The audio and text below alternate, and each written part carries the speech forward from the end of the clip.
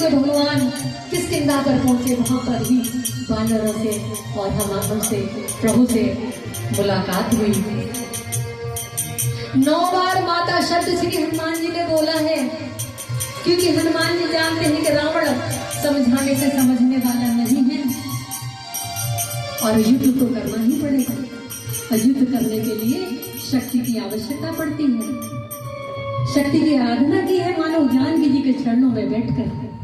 जानकी जी कहती हैं, जानकी जी से हनुमान जी कहते हैं कि माँ मुझे आज बहुत भूख लगी है, जितने भी लोग मिले हैं मुझे खाने वाले मिले हैं, खिलाने वाला मुझे कोई नहीं मिला। और निश्चित है जब बेटा पुत्र कहीं बाहर से आता है तो हमेशा कहता है माँ कुछ है क्या खाने को, आज बड़ी भूख लगी है।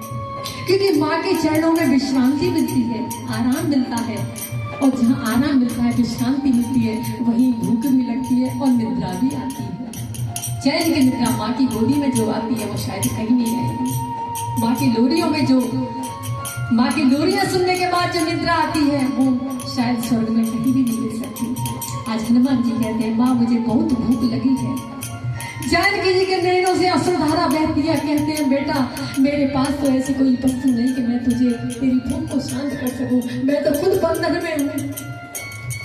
हनुमान जी कहते हैं माँ इस वाटिका में इतने पके पके फल लगे हुए हैं, मुझे एक बार आप आशीर्वाद तो दीजिए, आप एक बार आज्ञा तो दीजिए।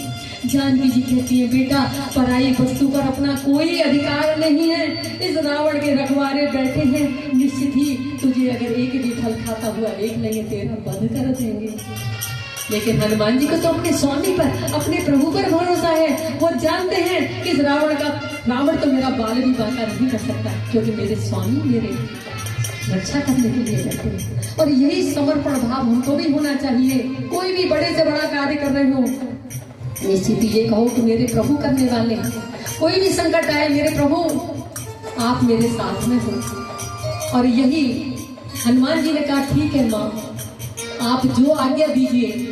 जानकी जी कहती है बेटा आशीर्वाद दिया, अजर अमर गुण निध सुत हो, करो बहुत रघुनायक छो।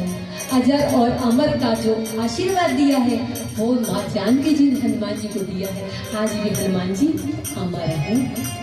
ये माँ का आशीर्वाद कभी खाली नहीं जाता है। और आशीर्वाद देकर कहती है बेटा जो भी फल धरती पर गिरे हों केवल उन्हीं का भक्षण करना, कोई भी फल तोड़कर मत खाना। जानकी जी का भाव है कि जो भी फल धरती पर गिरेगा वो निश्चित ही विष रहित हो जाएगा, क्योंकि धरती जानकी जी की माता है। धरती के संपर्क में जो भी फल आएगा वो विष रहित हो जाएगा। बेटा तू उनको खाएगा, तेरी बुद्धि का विनाश नहीं होगा।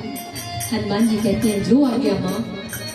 दूसरा भाव है कि प्रभु के चरणों को अपने हृदय में विराजित करके ही भक्षण करना, क्योंकि जो भी फल खाओगे प्रभु तुम्हारे हृदय में होंगे, और जो भी फल तुम खाओगे प्रभु के चरणों से मिलेंगे, और निश्चित ही तुम्हारी बुद्धि वो प्रसादी बन जाएगी और तुम्हारी बुद्धि का विनाश नहीं होगा। हनुमान जी कहते हैं माया माँ जो आ गया। और जैसे ही माँ ने आशीर्वाद दिया कि जाओ बेटा फल तोड़कर मत खाना जो धरती पर गिर रहे हो। लेकिन हनुमान जी तो ज्ञान नाम अग्रगण्य, ज्ञानियों में ज्ञानी है, वो तो जानते हैं कि ये रावण कुछ भी नहीं कर सकता। और जैसे ही माँ ने आज्ञा दी वैसे ही वाटिका में छलांग लगाई, जय श्री राम का उद्घोष किया और एक एक वृक्ष उखाड़ने लगे और जमीन पर फल गिराने लगे। जानकी जी कहती है माँ मैंने तो मना किया था कि तू फल मत तोड़ना। हाँ माँ फल तोड़ने को मना किया था, वृक्ष उखाड़ने को तो मना नहीं किया।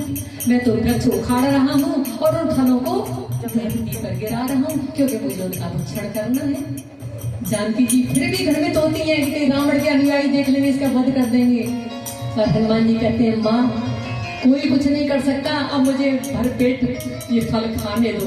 और ये तो हनुमान जी ने एक ट्रेलर दिखाया था रावण को कि राम जी का दूत कुछ कर सकता है तो मेरे राम जी में कितनी शक्ति है। और आगे फिर भी माँ समझाती है और क्या कहती हैं, अजर अमर हनुमान बाग में पलकाना, अजर अमर हनुमान बाग में पलकाना, पलकाना बाबा राम गुण